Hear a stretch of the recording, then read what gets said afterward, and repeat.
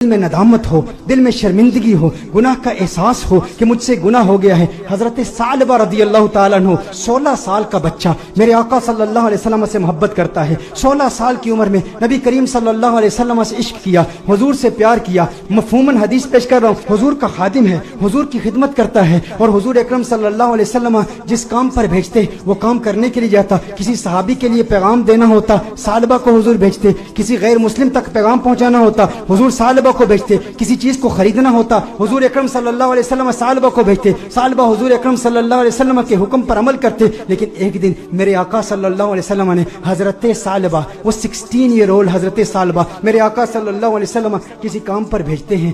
آدھے دن کا کام تھا لیکن بہت وقت ہو گیا، ثعلبہ واپس نہیں آئے۔ ثعلبہ کہاں گئے؟ جب واپس آ رہے تھے تو دیکھا کہ ایک حمام ہے، اس حمام میں ایک عورت نہا رہی ہے، ایک پردہ لٹکا ہوا ہے، ہوا کا تیز جھونکا آتا ہے، پردہ اٹھتا ہے، ان کی نظر اس عورت پر پڑ جاتی ہے۔ ان کے دل میں کچھ رغبت ہوئی، کچھ میلان ہوا، دل میں خیال آیا، ہے ثعلبہ دوسری نظر تو حرام ہے لیکن آج تو نے کیا؟ آج تو نے اس عورت کو دیکھ لیا، یہ عورت نہا رہی تھی، تو نے اس حالت میں دیکھ لیا۔ تیرا دعویٰ یہ ہے کہ تو حضور اکرم صلی اللہ علیہ وسلم کا غلام ہے۔ اتنی کم عمری میں اللہ جل وعلا نے تجھے اتنا بڑا مقام دیا، اتنی بلندی دی، دنیا تجھے خادم مصطفیٰ کہتی ہے، دنیا تجھے حضور اکرم صلی اللہ علیہ وسلم کا صحابی کہتی ہے، حضور کا خدمت گزار ہو کے اس عورت کو تو نے دیکھا۔ ثعلبہ پر رقت طاری ہو گئی، اس قدر روئے، چہرہ آنسوں سے بھیگ گیا۔ ثعلبہ روتے ہوئے اپنے آپ سے یہ کہتے ہیں، ہو نہ ہو میرے آقا صلی اللہ علیہ وسلم پر یہ وحی نازل ہو چکی ہوگی، اللہ نے کلام کیا ہوگا کہ ثعلبہ منافق ہو گیا ہے، حضور اکرم صلی اللہ علیہ وسلم کی خدمت میں رہنے والا،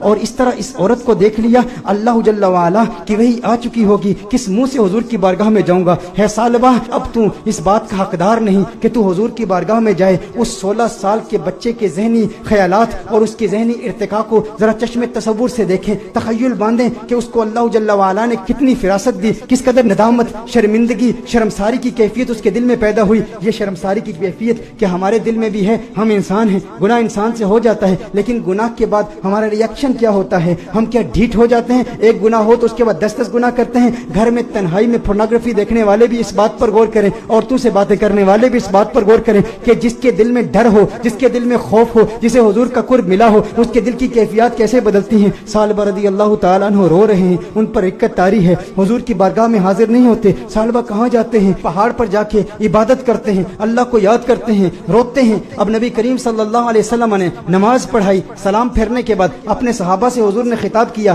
ہے صحابہ ثعلبہ کہاں ہے؟ ایک کام پر بھیجا تھا۔ صحابہ عرض کرتے ہیں، یا رسول اللہ صلی اللہ علیہ وسلم ثعلبہ تو آدھے دن کا کام تھا، ابھی تک واپس آئے نہیں، ابھی واپس پہنچے نہیں۔ نبی کریم صلی اللہ علیہ وسلم نے ارشاد فرمایا، تم جاؤ ثعلبہ کو تلاش کرو۔ ایک ہفتہ گزر گیا، ثعلبہ نہیں مل رہے، لوگ ثعلبہ رضی اللہ تعالیٰ عنہ کو تلاش کر رہے ہیں۔ دوسرا ہفتہ گزر گیا، تیسرا ہفتہ گزر گیا، میرے آقا صلی اللہ علیہ وسلم نے حضرت فاروق اعظم رضی اللہ تعالیٰ عنہ اور حضرت سلمان فارسی رضی اللہ تعالیٰ عنہ جیسے جلیل القدر صحابہ کا انتخاب کیا، کہا تم جاؤ اسے تلاش کرو۔ میرے آقا صلی اللہ علیہ وسلم نے ان صحابہ کرام علیہم رضوان کو بھیجا۔ اب یہ صحابہ تلاش کر رہے ہیں، 40 دن ہو گئے، گلیوں میں تلاش کر رہے ہیں، بازاروں میں تلاش کر رہے ہیں، دیہاتوں میں تلاش کر رہے ہیں۔ آخر وہ وقت آیا کہ جب وہ شہر کے مضافات تک پہنچ گئے، وہاں پر بلند پہاڑ تھے، چرواہوں کو دیکھا، ان سے پوچھا، کہا اتنا قد ہے، اتنی عمر ہے، رنگت ایسی ہے، نقوش ایسے ہیں، کیا اس بچے کو تم نے دیکھا ہے؟ یہ بچہ 40 دن سے غائب ہے، ہمیں نہیں مل رہا۔ انہوں نے کہا، کیا تم اس رونے والے بچے کا ذکر کرتے ہو، وہ جو روتا بہت ہے؟ کہا کیا مطلب؟ کہا اس رونے والے بچے کا ذکر کرتے ہو جس پر ہمیشہ رقت طاری رہتی ہے؟ کہا کیا مطلب، کون سا رونے والا بچہ؟ کہا جو تم نے اس کی ڈسکرپشن بیان کی ہے نا، جب ہم رات کو سوتے ہیں نا تو ان بلند پہاڑوں سے ایک بچے کی رونے کی آوازیں آتی ہیں، اس کی درد بھری آواز ہمارے سینے تک پہنچتی ہے، وہ روتا ہے اور رو رو کے اللہ کو پکارتا ہے، وہ معافیا مانگتا ہے، ہمیں پتہ نہیں اس سے ہوا کیا ہے۔ کہا وہ آپ کے پاس کب آتا ہے؟ کہا ہم چرواہے ہیں، بکریاں چراتے ہیں، کبھی کبھی آ جاتا ہے، بکریوں کا دودھ پیتا ہے اور چلا جاتا ہے۔ فاروق اعظم نے فرمایا کب آئے گا؟ کہا یہ اس کے آنے کا وقت ہے، ابھی آ ہی رہا ہوگا۔ فاروق اعظم رضی اللہ تعالیٰ عنہ، سلمان فارسی رضی اللہ تعالیٰ عنہ علیحدہ ہو کر چھپ جاتے ہیں کہ کہیں ثعلبہ ہی نہ ہو۔ دیکھتے ہیں کہ ثعلبہ آ رہا ہے، ثعلبہ آ رہا ہے تو رو رہا ہے، دودھ پیتا ہے پیالے میں، لیکن پیالے میں دودھ کے ساتھ اس کے آنسو بھی گر رہے ہیں۔ فاروق اعظم رضی اللہ تعالیٰ عنہ فوراً باہر آتے ہیں، سلمان فارسی فوراً باہر آتے ہیں، وہ ثعلبہ تجھے کیا ہوا ہے؟ ثعلبہ تیرا چہرہ بدل گیا، اس قدر نحیف ہو گیا، اس قدر کمزور ہو گیا۔ ثعلبہ نے فاروق اعظم کو دیکھا، کہا نہیں نہیں میرے قریب نہیں آنا، ثعلبہ منافق ہو گیا ہے، وہی آ گئی ہے، اللہ अल्लाह ने फरमा दिया है। कहा काहे की बातें करता है, कैसी बातें करता है? कहा नहीं नहीं, मैं इस लायक नहीं कि तुम मेरे करीब हो जाओ, मैं जानता हूँ हुजूर तक पैगाम आ गया है, मैं डरता हूँ। कहा सालबा हमारे साथ हो। फारूक आजम ने फरमाया हमें हुजूर का हुक्म है। सालबा ने भागने की कोशिश की। कहा किस मुंह से आका की बारगाह में जाऊं, उस चेहरे बद्दुआ को भी देखता हूँ और इन हसीनाओं को भी देखता हूँ। कहा सालबा आका का हुक्म है। फारूक आजम ने फौरन सालबा को पकड़ा, हुजूर की बारगाह में पेश करते हैं। सालबा कमरे में जाते हैं, इस कदर बीमार हैं, इस कदर कमजोर हो गए हैं, एक सेहतमंद बच्चा इस कदर कमजोर हो गया रो रो के। सालबा रदी अल्लाह ताला अन्हु 40 दिन मुसलसल पहाड़ों में रोते रहे। अब कमजोरी की वजह से बैठ भी नहीं सकते, बिस्तर पर लेट जाते हैं और फिर उसके बाद मेरे आका सल्लल्लाहु अलैहि वसल्लम कमरे में तशरीफ लाते हैं।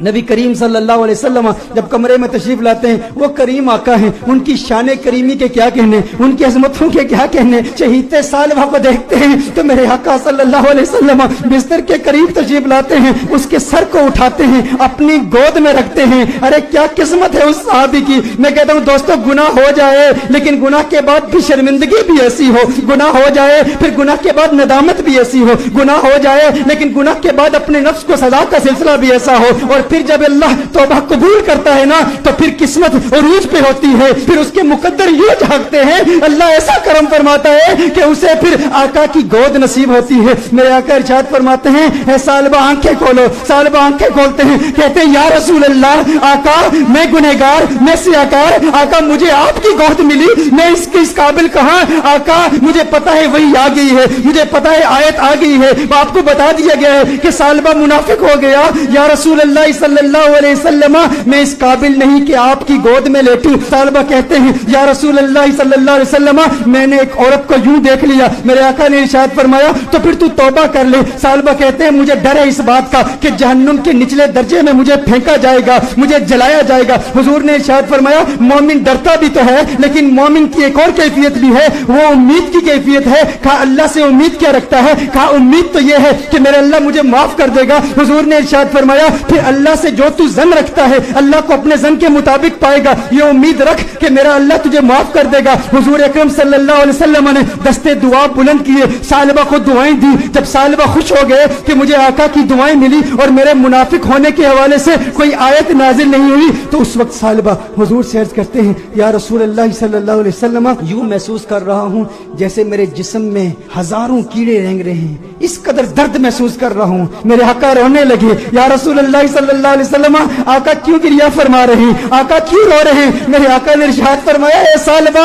तेरी मौत का वक्त आ गया है, मलकुल मौत आ रहे हैं, तेरे जाने का वक्त आ गया है। सालबा ने देखा अरे मुकद्दर वाला है वो जिसकी मौत आका की गोद में हो, काश यूं मौत आए मेरे हम नशी नजाका और हो जाए मंजर हंसी, काश यूं मौत आए मेरे हम नशी नजाका और हो जाए मंजर हंसी, वो उधर अपनी जुल्फे सवारा करे और इधर दम हमारा निकलता रहे। अरे कैसा किस्मत वाला है, आका की गोद में सालबा की मौत वाक़े हो गई, सालबा की रूह कफ़स उनसरी से परवाज कर गई। मेरे दोस्तों यही पैगाम है, अगर चाहते हो आका का करम मिले तो आज मिलाद की महफिल का ये पैगाम ले जाओ कि गम का एक सबब गुनाह भी है, अगर तुम गुनाहों से तौबा करोगे डिप्रेशन खत्म हो जाएगी, हुजूर का प्यार मिलेगा, हुजूर की मोहब्बत मिलेगी, हुजूर का इश्क मिलेगा। वालिदैन को वक्त दो, अपने बच्चों को वक्त दो, नमाजों में इस्तिकामत हासिल करो, गुनाह जो किए उनसे तौबा करो, जो नमाजें कज़ा की हैं, जो रोजे कज़ा किए हैं उनकी कज़ा उमरी करो, हुस्न अखलाक से पेश आओ, जो रिश्तेदार नाराज हैं सिला रहमी के जज्बे के साथ उनसे मुलाकात करो, वो पूछे क्या हो गया है, मेरे घर में आज क्यों आया है, कभी नहीं आया। कहा तुझे नहीं पता कल कंजुल हुदा में महफिल मिलाद हुई थी, आका का मिलाद हुआ है इसलिए आया हूँ। अरे जिससे मिल रहा है वैसे तो तेरे चेहरे पर 12 बजे होते हैं, आज मुस्कुरा क्यों रहा है, क्यों मुस्कुरा रहा हूँ? कल हुजूर की मिलाद की महफिल थी, मिलाद हुई है, मिलाद ने मुस्कुराना सिखा दिया, मिलाद ने जिंदगी गुजारना सिखा दिया, मिलाद ने गुनाह से तौबा करना सिखा दिया, मिलाद ने डिप्रेशन से बचना सिखा दिया। मेरे दोस्तों आओ आज दिल में ये पुख्ता इरादा करो, हम गुनाहों से बचेंगे।